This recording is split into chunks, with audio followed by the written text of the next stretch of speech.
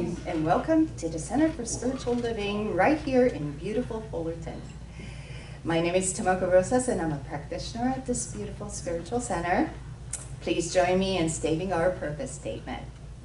We are a loving spiritual community, empowering all to live healthy and successful lives through practicing the principles of science of mind. Thank you everyone for being here. Before we get started, I have a few announcements.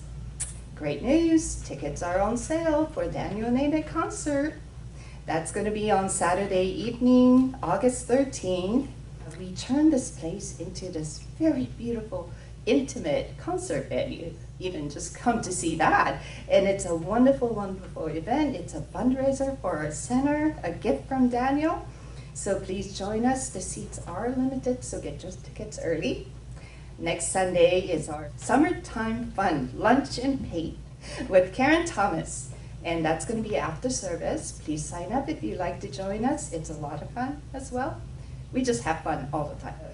Wednesday evening guided meditation is ongoing through August. And that's going to be at 6 p.m. And right afterwards, we have our E-Squared workshop. And this Wednesday is our last one.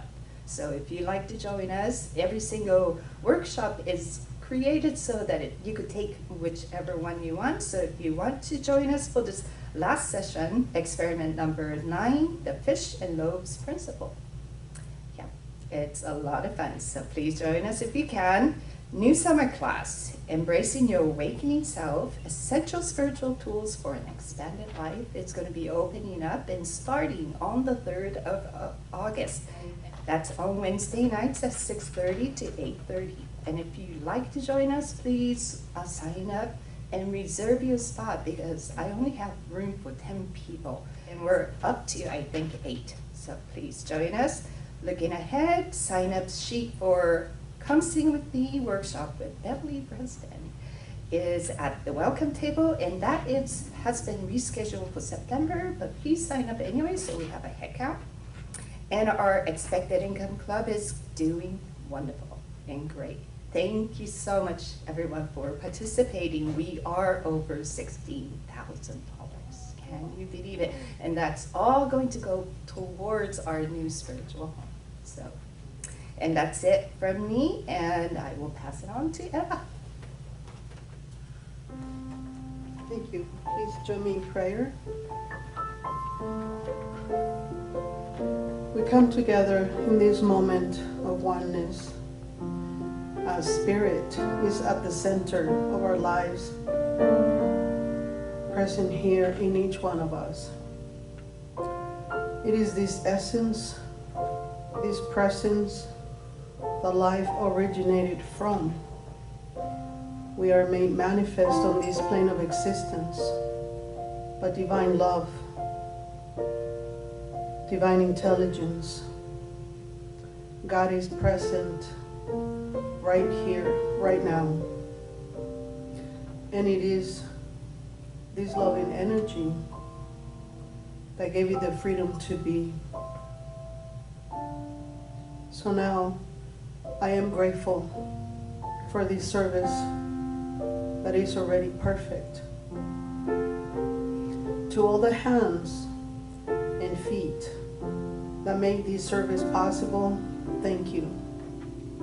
There are blessings for our coffee fellowship, our board of trustees, our music department, thank you Tommy, our ushers and our greeters. Blessings for my fellow practitioners. Blessings for the teachers of the junior church and any volunteer who devotes their time to this center. Special blessings for our Reverend Dr. Bill Salisbury for his dedication to this beautiful congregation. As we open our hearts to receive his message, I know this service is already blessed. Thank you.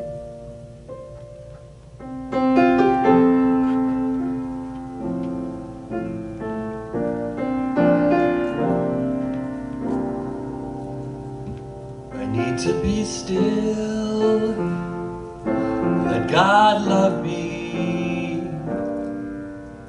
I need to be still and let God love me.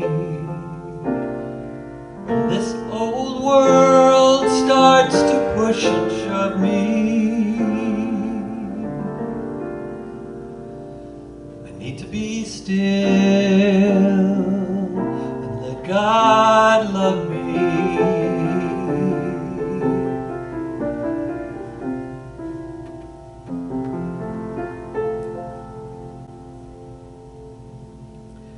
My reading today is from this book called Goodbye to Guilt. And I found this to be very interesting. Chapter 10,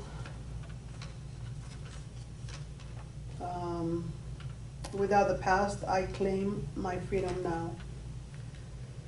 So this is a letter that was sent to the author. And he says, I would like to share with you a letter that to me demonstrates how once we truly say, without the past, I claim my freedom now, the world we see becomes different. Jerry, it's difficult to describe in words the depth of experience that has transformed me recently. I had begun to think that I was incapable of experiencing love, that I was a victim of events and people around me. I discovered at an early age that I was gay, and at that age it was a non-issue. It seemed so natural. Slowly I built up a defense system, walls and barriers to protect myself from being vulnerable. I didn't realize that through denying myself true expression and recognition of myself, I was not allowing myself to experience other areas of my being. I had never been involved in a relationship, I'm 25, until last year, when a very loving and caring man came into my life. He poured much love into me, and I felt his need for my love, but refused to accept that I wanted or needed his or anybody's love. I could see it in his eyes, his truth in giving, and it wasn't until we split up that I felt that it was real. I was going away for a 2-week vacation, and I stopped into a bookstore downtown to see if I could begin to expose myself to new ideas. I kept telling myself that there must be another way of experiencing life. Some mornings I would awake and dread of the day facing me. Work was a chore for the most part. I saw Love is Letting Go of Fear, and the title intrigued me because those two words, love and fear, were the words that this man had said to me. He had told me I was too afraid to love. I read your book on my vacation and forgot all about the pressure and priorities of my business. It said something to me, and I started to apply some of the ideas to my own life. It wasn't until I returned that I reread the book twice, slowly and deliberately listening to every line.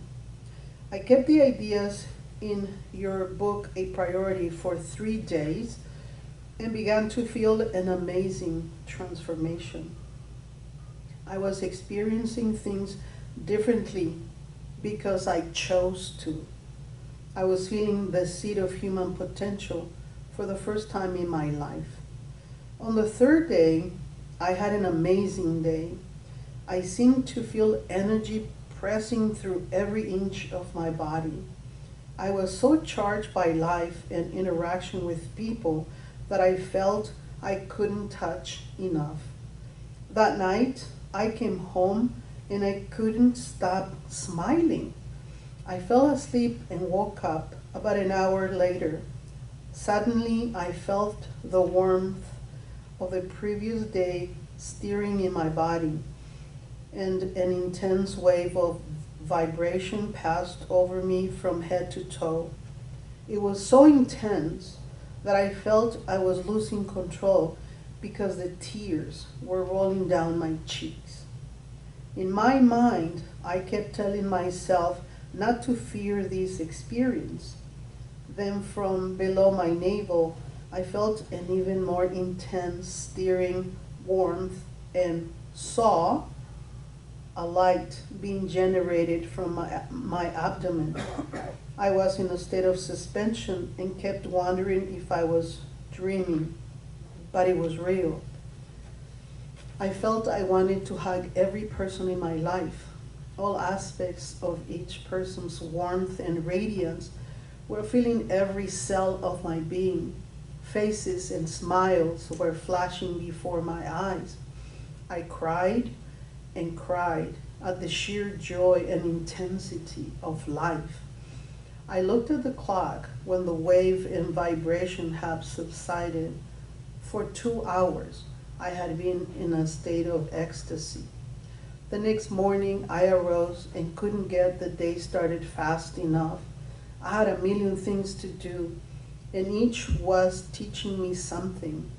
The more I felt and generated love, the less room there was for fear. The work seemed so wonderful, and every person I came in contact with, I wanted to touch, to steer, to experience. The sheer joy of living was so intense, I felt as though I didn't have to eat or sleep. Over the following week, the intensity subsided, but I am quite simply a new person now. I am feeling life, and it feels so good. I just want to keep growing in all areas. I love my family and friends so much, and it's coming so naturally. I broke down walls which were years in the building when I released through my tears. I feel strong. I'm glad to be alive. I am so happy you share your ideas with the world because they are so universal. They go beyond the doctrine and dogma of a religion, yet contain the elements of so many. Be well.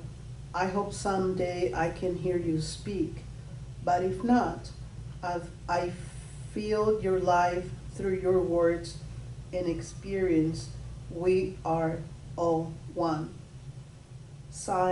Love, signed, George.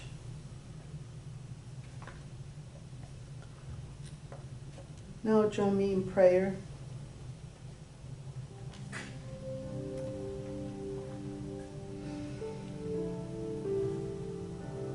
I rejoice in the knowledge that we are all one. The divine is the creator and the composition of all that is not, and all that ever will be. I relish in the truth that all of life is naturally harmonious. Harmony is a natural state of existence for all. I acknowledge this truth about me and everyone I interact with. This one harmonious, powerful, and infinite presence is everywhere, dwelling in everyone, including me. Recognizing the truth of this oneness with all, I feel love pulsating through my body. I see love and wholeness in everyone around me, in all of creation. I easily experience a unified wholeness within myself and with everyone I interact with. I know I am one with the spiritual qualities of love, joy, beauty, and understanding. I am whole and complete, just as I am. And so is everyone I meet. Realizing the truth and power of these statements, I breathe a deep and grateful breath filled with love, power, and joy. I claim that all relationships I have with myself and others are filled with harmony and acceptance. Our interactions are filled with a divine acknowledgement of wholeness. For while we are all united, we are also all unique, individual expressions of the divine. We are needed, loved, and accepted just as we are. How wonderful it is to be in a loving, peaceful relationship with all of life. I am blessed to give and receive love so effortlessly. I give thanks for the ease and joy of knowing balance in all of my relationships. I steep myself in gratitude, recognizing the love, acceptance, and joy in others. I graciously accept and give thanks for the experience of meaningful relationships with myself and others. I affirm and release these words of perfect activity to the universal law, knowing without a shadow of a doubt that these words are true, complete, and instantly made manifest. And so it is.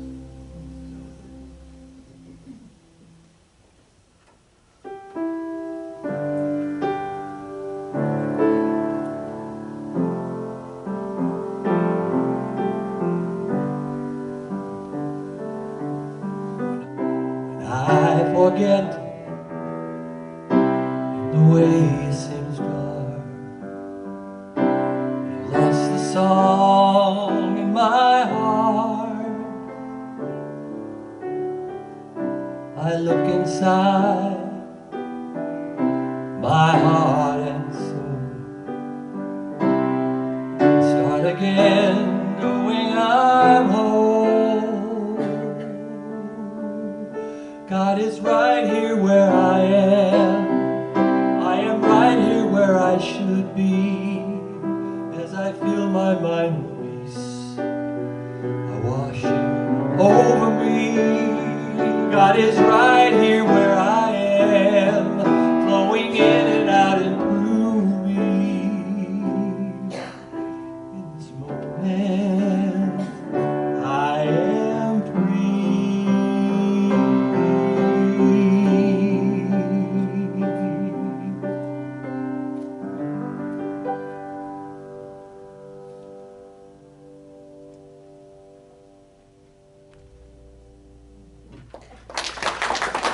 Wow, Tommy Cosentino, everybody. Started my day just right. Thank you. So, good morning. I am Reverend Bill Salisbury, and I'm really happy to be here today and talking about our overarching theme, this being July and all about freedom. And the title of today's talk, you probably noticed, was Get Out of Jail Free. Not sure where that came from. Who thinks they know where that came from? Everybody. We've all at times been excited to play, or bored to death to play, or forced to play, or set through the tedium of the board game Monopoly. And that's exactly where I got this from, Get Out of Jail Free. Wow.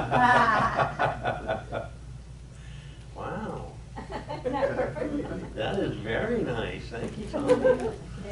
Wow.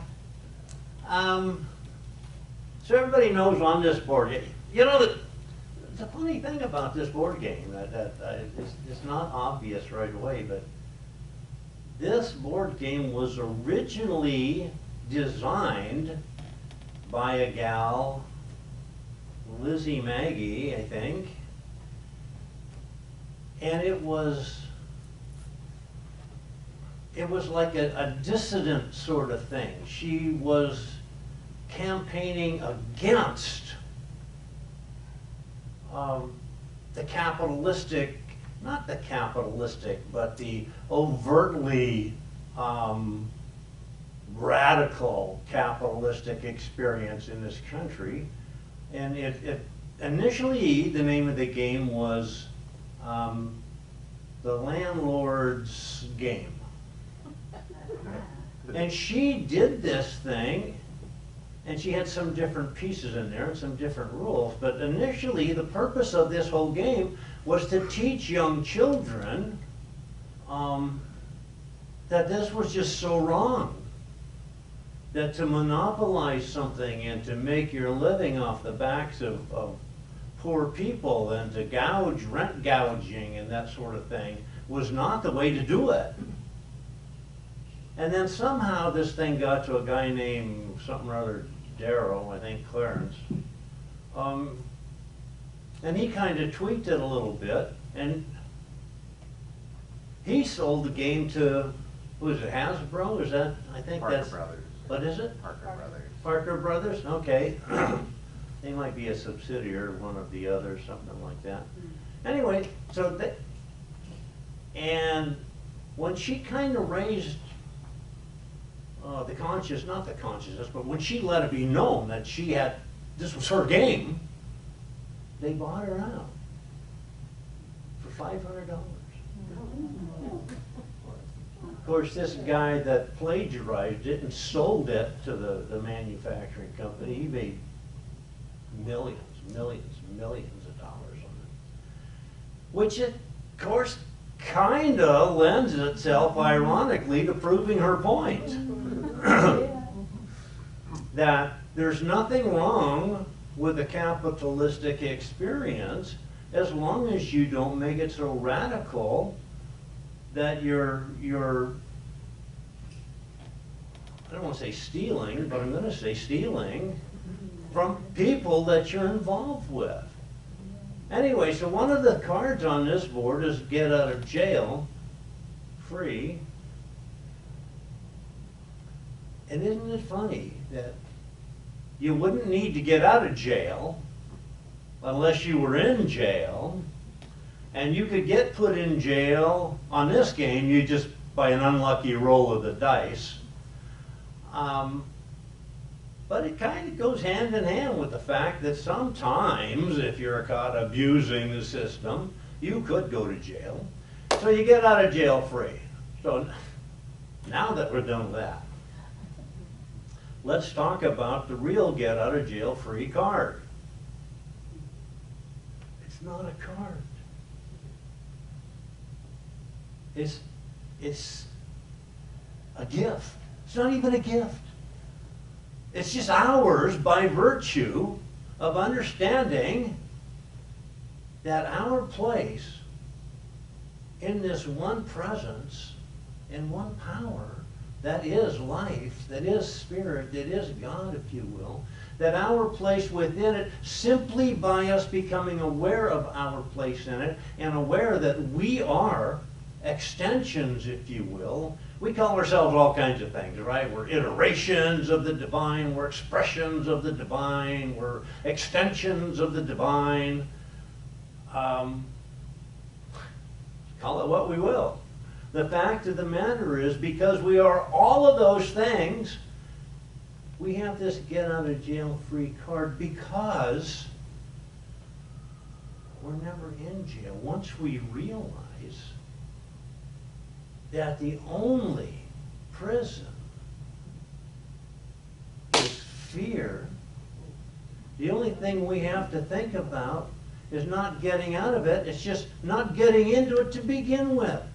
And until we understand that, we don't really know how we end up there.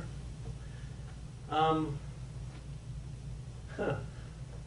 used a book I want to quote from to mark a spot in the Bible here that I wanted to mention something of, not because I necessarily like it, but because it's going to lead up to what I want to talk about. So in the Sermon on the Mount, Jesus telling all his friends about the Beatitudes, right? That's where this came from. And I had to have this because candidly, I don't know what they are. I know it's something about blessed are the meek, for they shall inherit the earth, and blessed are the poor in spirit. Blessed are you who hunger now, for you shall be filled. Blessed are you when men hate you and discriminate against you and reproach you, blah, blah, blah. And there's 8 of them. So these are the sorts of things that we're blessed because of. I found it kind of interesting that Eva had a reading today that came from a letter sent to Gerald Jampolsky, who's a Course in Miracles kind of guy, because I wanted to talk about another letter, a letter that a guy named Alexander Pope, who was like a 18th century British poet, essayist, wrote to a friend. And the reason I went through those 8 Beatitudes is because he had a line in there that he then kind of lightly referred to as the 9th Beatitude. And it went like this: blessed are they who don't expect too much, for they will never be disappointed. Wow. Yeah, we could work that around in a class, for God's sake. That's, where do you start with that? But the fact is, it can be just seen in so many different aspects, like everything else about our language and our attitudes. Blessed are they who don't expect too much. So on the one hand, you kind of think, well, okay, so if I don't expect anything, I'm never going to be unhappy. Well, if I don't expect anything, when it doesn't show up, I'm covered. Well, it's kind of that negative. Remember we talked about freedom having those aspects, positive and negative, and it's one thing to be free of constraints of one sort or the other, but that doesn't really tell us about freedom.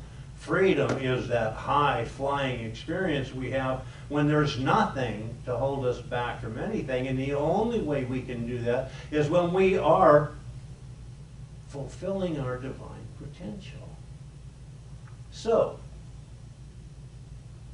he actually meant it, I think, to this guy, as rumor has it, that what he meant was, don't get tied into your expectations and be open, be open for whatever comes along.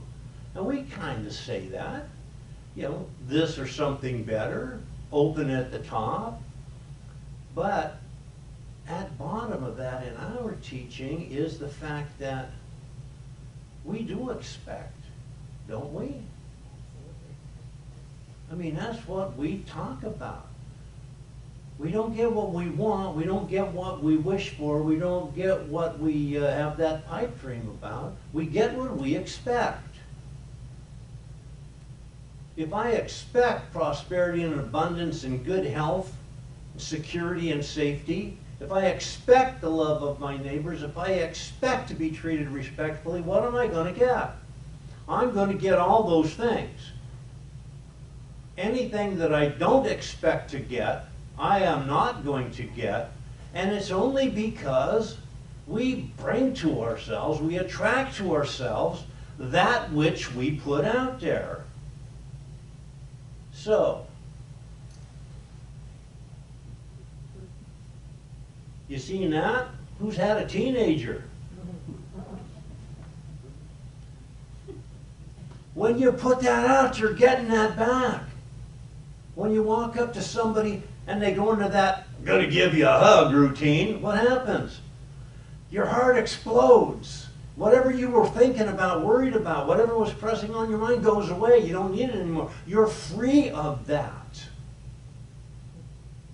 So blessed are those who don't expect too much.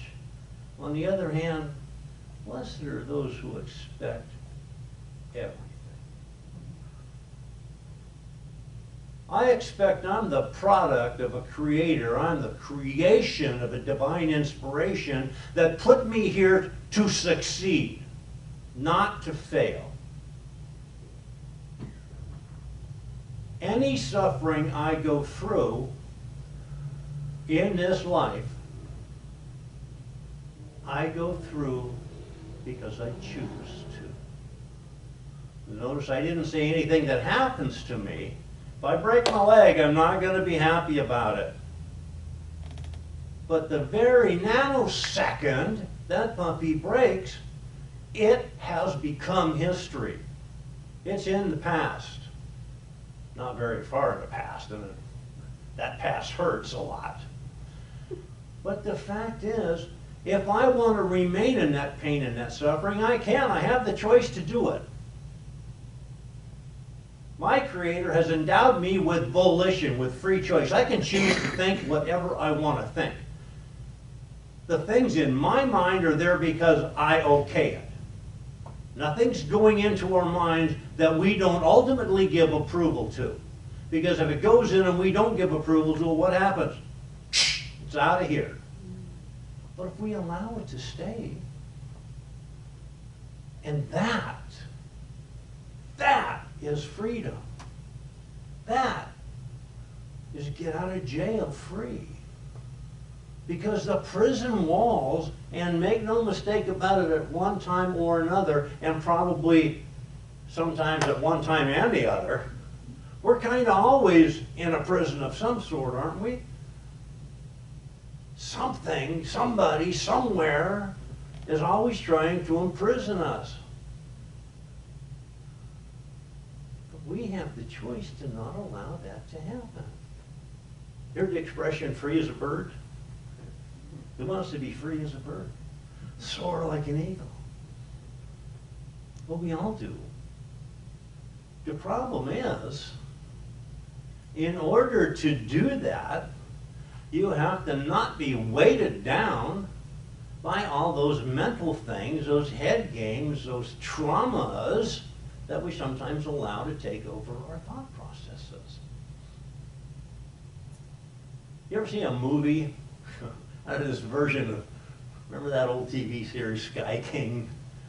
Just flashed across my mind. Have you seen a movie with an airplane and it's going down, something happened to the motor, and they've got to get X number, a little bit of distance to a safe place to land, and then the plane keeps dropping and dropping. What do? They start throwing out all the excess baggage, throwing out everything they don't need. When we feel those prison walls beginning to build around us, that's our task, is to throw out the excess baggage. And what is excess baggage? Everything is excess baggage that is not linked directly and attributable to you awareness and understanding and recognition of your divine birthright. When I'm in my right mind, when I'm in my divine mind, when I know that I am here as a representation of that eternal infinite light that is God and that lights the entire universe, and even did before and will after the universe is no more, then I'm heading in the right direction. Wasn't that a lot? Thomas Troward, in his book Bible Mystery and Bible Meaning, and if you're not familiar with Thomas Troward, I have a suggestion. Get familiar. This guy is amazing. In fact, reading Troward makes you understand that a huge percentage of the science of mind philosophy came from this guy. All right, so anyway, speaking of blessed are,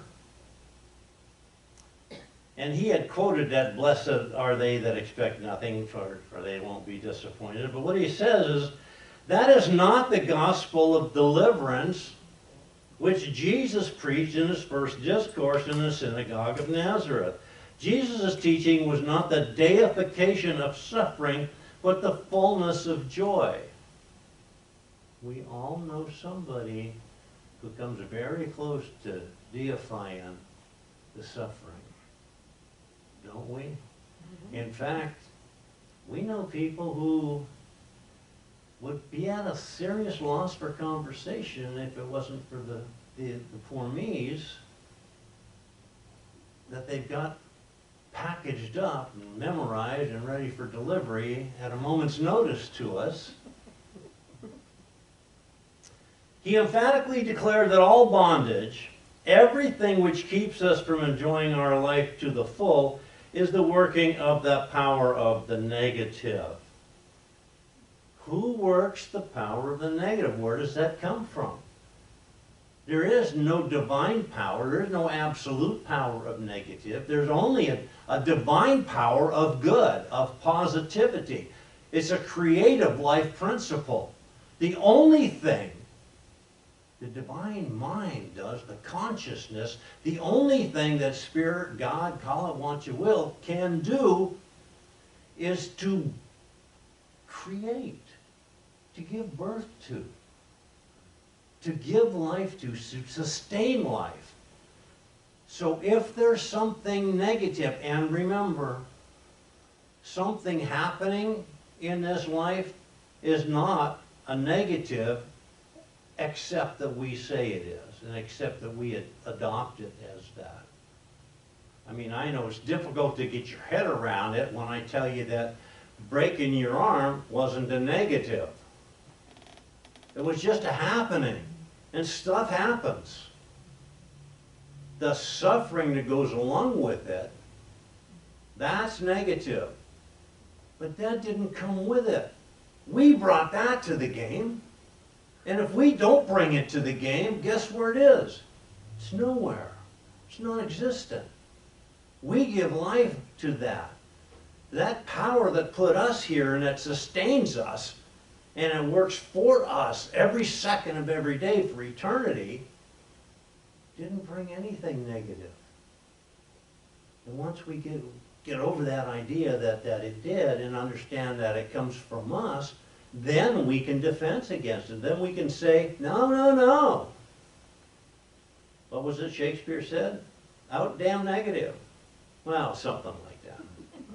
Maybe it was more of a spot he was talking about. I don't know. And when we do that, he says, it is not obedience to a higher power, but abject submission to a lower, the power of ignorance, unintelligence, and negation.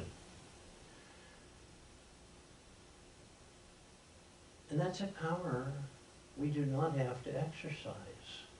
It's a power we just need. Remember, there's nothing sacred in this world that's a mystery. Everything is sacred, and we get to experience it by practice and by practicality. For understanding sacred for what it is, and by using it in that like manner, by respecting it for being what it is and being available to us. He goes on to say, the idea of liberty without a unifying harmony as its basis is inconceivable. For with everyone struggling to get their own way at somebody else's expense, you created sort of a pandemonium, which kind of brings us back to the board game, Monopoly. Monopolies are man-made. They're force-fed to us. They're not of God. They're not of Spirit. We have to have a unifying harmony. And how can we have a unifying harmony if we have that mentality that tells us that I have to get what I need, what I want, by taking it from somebody else? There is nothing that we could want or have. There's no safety or security. There's no sort of mental process. There's no sort of concept that we need to take from somebody else in order to further ourselves. Because everything that's good is good for all of us and is meant for all of us. Your concept And freedom is a concept. But concept is kind of like a brick.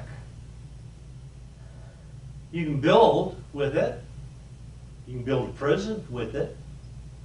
You could build a hospital with it. You just pick it up and throw it through a window. And these are the sorts of things we can do with our concepts of everything, but today we're talking about our concepts of freedom. We can use that God-given freedom to build something wonderful and inclusive, harmonious, something for the community. And when we do, what do we get? We get everything we ever wanted. When we are building, oh God, I'm going to hurt somebody's feelings here. But when we're building that wall around our gated community, and we got 6 different kinds of security going on there, including a direct line to somebody with a gun, if you will, are we acting in the spirit of harmony? I got to tell you, brother, that is absolute living in fear. The person that says to me, oh, I'm safe and secure, blah, blah, blah, and tells me all about that, I think, you know what, dude, you are the furthest thing from safe and secure. You're not even on the same side of the street as safe and secure. Safe and secure is walking out your door to walk down to a grocery store and don't even bother locking it. That's safe and secure because you understand that you are so completely in harmony with the community that you don't have concerns about people wanting to take what is yours. Ernest Holmes, this handy-dandy little book, Spiritual Awareness. I know I used it last Sunday. I think I'm going to use it a lot because these are just nice little bite-sized. Remember how we so like sound bites? Bumper stickers. This is just a little bit beyond that, but it's enough in here to make it worth the while. He says, freedom from limitation. Success does not mean the accumulation of wealth, the maintenance of position, or a supremacy of power. Success means a life free from the burden of anxiety and liberated from the thraldom of fear. There is no successful life without peace or without that inner spiritual certainty which knows that the soul is on the pathway of good, forever expanding into a greater awareness of the union of God with man.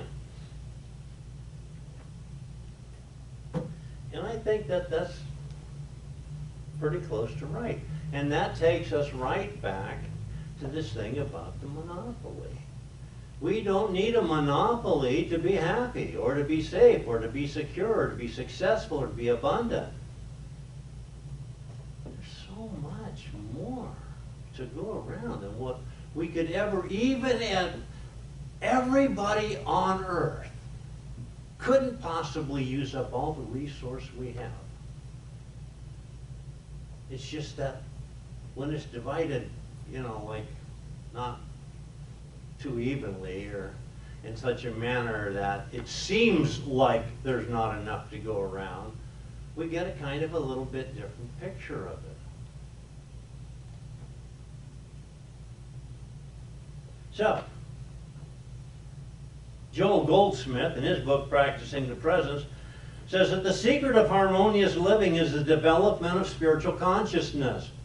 So if you're wondering, well, how do I get into this harmonious living thing? Sounds like a sitcom. Huh? Harmonious Living, Series 1. In that consciousness, fear and anxiety disappear, and life becomes meaningful with fulfillment as its bottom line. And he says a lot. If you're not familiar with Joel Goldsmith, I'd recommend getting together with him too, because in his teaching The Infinite Way, or in his book The Master Speaks, there's more stuff than you could possibly read in a lifetime and absorb. But it's worth a try, because all you get from it is a little bit better at this thing called consciousness and conscious awareness. So, if we want to get out of prison free, get out of jail free, and we do, and every one of us has been in a prison of some sort at some time or other, and probably all of us are in some sort of a prison right now, of a jail, or we're on our way there, or we're at least opening the door for that possibility to happen, which is okay. Who amongst us is perfect? Not in this life. Perfection is not a possible thing to achieve. But we can get as nearly perfect as we can if we try. And the fact is, when we feel those prison walls being built up, anybody ever drive on a freeway? Have you noticed there's construction? You know how long it takes for them to fix a freeway? I know how long. My entire lifetime and beyond, because that construction is never ending. The construction on the prison that we sometimes allow ourselves to be locked up in is also ongoing. It never ends. And we can't make it end. There are always going to be things that can entrap us on this planet and in our minds. And that's okay. We just need to understand that, and we need to say, okay, I'm carrying my get out of jail free card everywhere I go. Because my get out of free jail card is my faith, my belief, my conscious awareness that one power and one presence, that God, that consciousness that grounds all being, that divine mind, that life principle is here for me in every possible manner and against me in none. And as long as I understand that and work within those parameters, by the way, would just say, it's all yours, Bill. You're free. You choose. I can choose to stay in jail, or I can choose to get out for free. I'm going to choose freedom. Thank you very much. So let's just know together that in this mindset, in this consciousness, in this awareness, recognition of and surrender to that one power and that one presence from which all things come and within which all things live and move and have their being, that freedom is the byline of it. Freedom is not the product of it, it's the purpose of it. It's the entirety of it. All we have to do is recognize that and accept it. Bring that into our mind, into our heart, because it's already in our souls. It came with us at the inception of our being. We have nowhere to go, nobody to answer to, no problem we could possibly have that is not taken care of by the freedom we have been gifted by our Creator to not have to fall victim, to fall prey to any negative circumstance. Knowing that life is good, and life is for me, and life is ever and ever expanding and growing, and my awareness of that is raising me to that place where I want to be, which is that place of harmony and peace and community and love, and understanding that every face I look into is exactly the same. And knowing that when we get to the place where more people recognize this than do not, what a wonderful world it will be. So just let this word go, knowing that I am free, and knowing that each and every being can be free just like that. It's just a mindset. I just say, thank you, God. Thank you for this. I let it go, and so it is. This is our opportunity to share our abundance. We know that everything that comes to us by that one divine power, that one presence, that one source, God. Just appreciate this, and we're so grateful for it. And for those of you who are not back in the sanctuary yet, but still inviting from home, thank you also. Thank you for your continued support, for those who just send their gifts in, and those who auto-tithe it, and those who go on the website to the donate button, and those who just come down to visit our own Tomoko Rosas and get a little prayer treatment while you're here. Thank you, thank you, thank you, because without you, we wouldn't be. So let's just know we bless these gifts, these tithes, these offerings, knowing that they are given from the central core of who we are, which is God made manifest on this plane. We send them forth to do their good work in this spiritual community, in our Fullerton community, and in the world at large, with no strings and no conditions. So it is.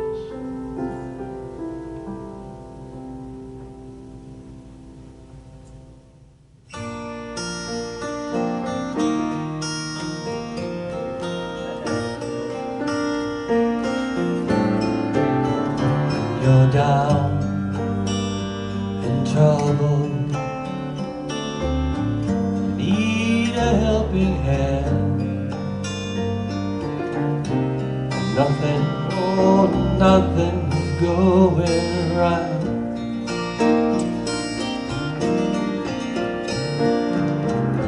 Close your eyes and think of me, and soon I will be there to brighten up even your darkest night. Just call out my name, and you know wherever I am, I'll come running, yeah, to see you again.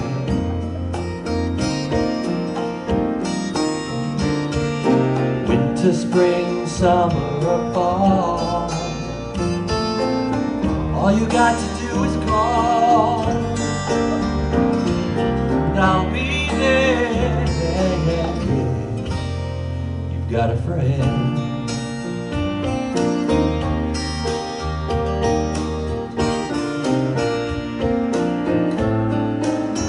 If the sky above should grow dark and full of clouds, and that old north wind begins to blow,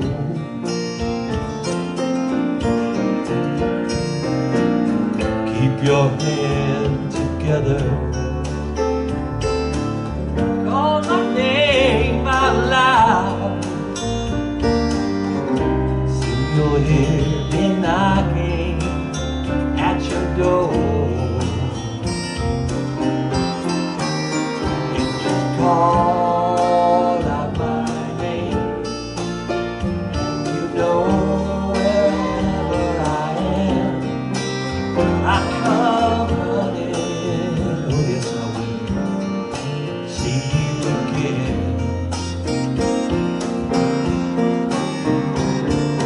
Winter, spring, summer, or fall, all you got to do is call, and I'll be there. Yes, I will. Now ain't it good to know that you've got a friend?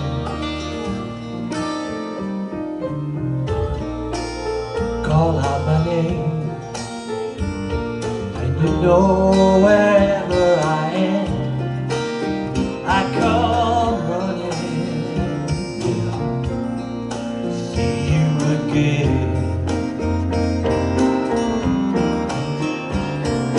Winter, spring, summer, or fall,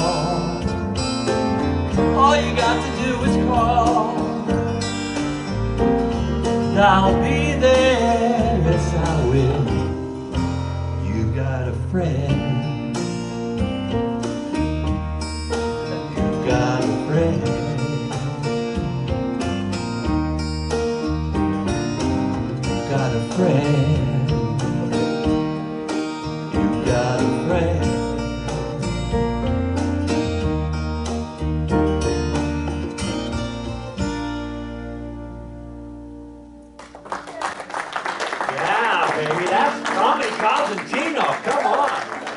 Something wonderful is happening through me right now. Something wonderful is happening through me right now. It's this thing called life. It's this thing called life. It's this thing called love. It's this thing called love. It's this thing called freedom. It's this thing called freedom. It's mine. It's mine. I appreciate it. I appreciate it. I get it. I get it. And I'm grateful for it. And I'm grateful for it. Thank you, God, in me.